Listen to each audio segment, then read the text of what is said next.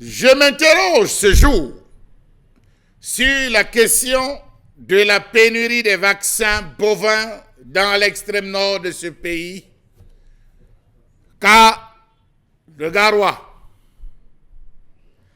L'élevage au Cameroun rencontre de nombreuses difficultés pour son essor. Parmi elles, les difficultés d'ordre sanitaire, causées particulièrement par une grande prévalence des maladies contagieuses endémiques suite à une mauvaise couverture vaccinale lors des différentes campagnes de vaccination dans le pays. Comment comprendre que ce qui arrive aux humains, êtres humains, arrive déjà chez les animaux? Comment comprendre cette négligence du secteur vétérinaire dans ce pays? Comment comprendre que les revendications des éleveurs n'ont jamais été prises en compte? Pourtant, dans ce pays, on consomme énormément la viande de bœuf. La viande de bœuf fait partie des premières en termes de catégorie de consommation, après quoi viendra le poulet et après la chèvre. Les éleveurs se plaignent de l'éloignement et du manque de parcs de vaccination. Ils se plaignent du manque d'information, la non-efficacité des agents de santé animale. Ça ne va pas dans l'extrême nord.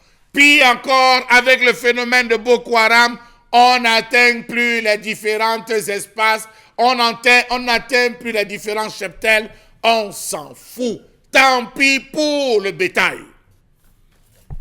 Il faut dire que les éleveurs se plaignent, lorsqu'il existe même des vaccins, du prix très élevé des vaccins. Tout cela parce qu'il n'y a pas une implication réelle des éleveurs au programme de développement de santé animale dans les différentes actions et les prises de décision, dans la lutte contre les maladies animales, dans l'organisation et la conception des campagnes. Savez-vous que certaines maladies des bœufs, je parle trivialement, sont parfois nocives pour l'homme? Est-ce que savez-vous qu'un animal, le bœuf notamment, puisqu'il est trop consommé, qui ne reçoit pas ses vaccinations, certaines de ces maladies pourraient être contagieuses et se retrouver chez l'homme et être très nocives? Comment comprendre le fait pour le Lanavet de ne pas être équipé comme il le faut? Le Cameroun à ce jour souffre d'un déficit de vaccins bovins. Et pourquoi aller savoir? Il souffre de l'indisponibilité des vaccins contre la pneumonie, la péripneumonie contagieuse des bovidés. Le taux de mortalité peut atteindre 50% à l'absence d'antibiothérapie, histoire d'achever tout un cheptel.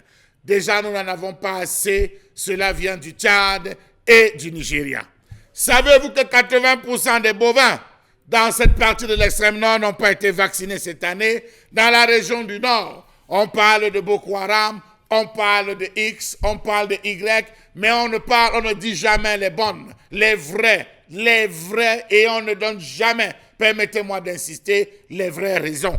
Comment comprendre une telle négligence lorsqu'on sait que la région du nord partage la frontière avec le Tchad et le Nigeria, qui sont des pays à haut risque en cas de pandémie? Quels ont été les efforts fournis par le ministère de l'Élevage pour juguler cette crise? Savez-vous que la pénurie des vaccins bovins est due au fait des coupures d'énergie qui ont endommagé tous les stocks de vaccins? Savez-vous que face à cette situation, l'État s'est refusé à payer de nouveaux stocks parce que les budgets déjà validés sembleraient avoir été consommés? Comment comprendre que le Lanavet, puisque c'est à ce niveau qu'on produit ces vaccins, n'ait pas de groupe électrogène susceptible de leur permettre de procéder à une bonne conservation? Cette région du nord au Cameroun est souvent plongée dans le noir. Les coupures d'électricité se multiplient tellement. Résultat, le laboratoire national vétérinaire a dû interrompre ses activités, incapable de tester les piqûres destinées essentiellement aux bovins et à la volaille. Savez-vous que les coupures d'électricité fréquentes et brusques ont plombé la chaîne de production des vaccins et qu'à ce jour, le laboratoire n'a pu produire que le tiers des 100 millions de doses de vaccins assimilés prévus en 2021? À ce jour, ils sont abandonnés. À ce jour, les éleveurs se posent des questions. Ceux qui sont un peu plus nantis traversent pour aller acheter, s'approvisionner au Tchad, d'autres au Nigeria. Tant pis pour ceux qui n'ont pas cette possibilité. On a des agents vétérinaires qui ne parviennent pas à se déplacer, accusant Boko Haram.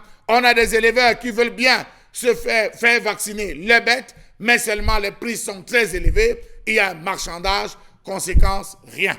Rien, mais alors rien, ils s'en remettent tout simplement à Dieu. Est-ce que Dieu pourra nous sauver lorsqu'on sait qu'on reçoit ces bœufs de ce côté? Est-ce qu'il pourra nous protéger de certaines maladies assez contagieuses et nocives pour l'homme?